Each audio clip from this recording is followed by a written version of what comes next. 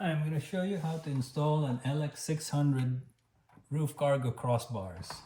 Each of the crossbars have a sticker that shows the direction and how to install it. All you need is a 5mm Allen wrench. It comes with one with a torque indicator, but I would use a real torque wrench here, and that should be all what you need. When it comes out of the box, these covers are tightly installed on it, so you just have to hold them from the bottom and pull up and they'll come out, and it will reveal this Allen screw here. All you have to do is make sure that this lock here, you pull it so this screw goes in that rounded part of it, so you can turn that screw, and then turn that screw all the way counterclockwise to loosen the clamp in the back side, this bracket clamp on the back side. So again, like I said, just loosen this counterclockwise.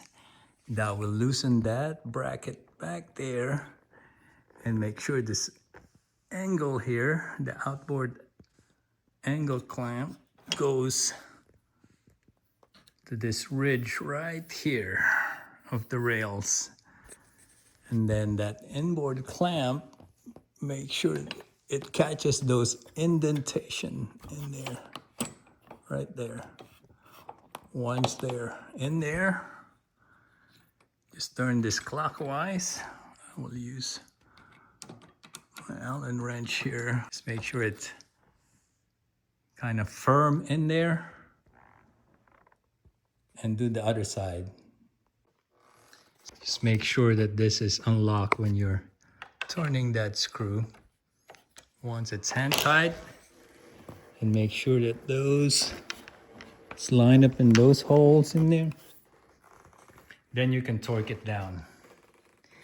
It came with this torque wrench that's supposed to touch this plastic here once you reach the proper torque. It's 5 Newton, but I kind of trust a real torque wrench right there. So not 5 foot-pounds, 5 Nm, Newton meters. There you go. Hear that click? That's it. That's all it needs. And once it's properly torqued, lock it by moving this red tab, like right there.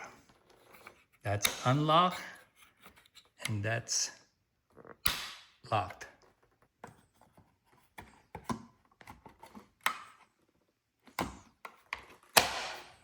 That's it. Good to go. Thanks for watching.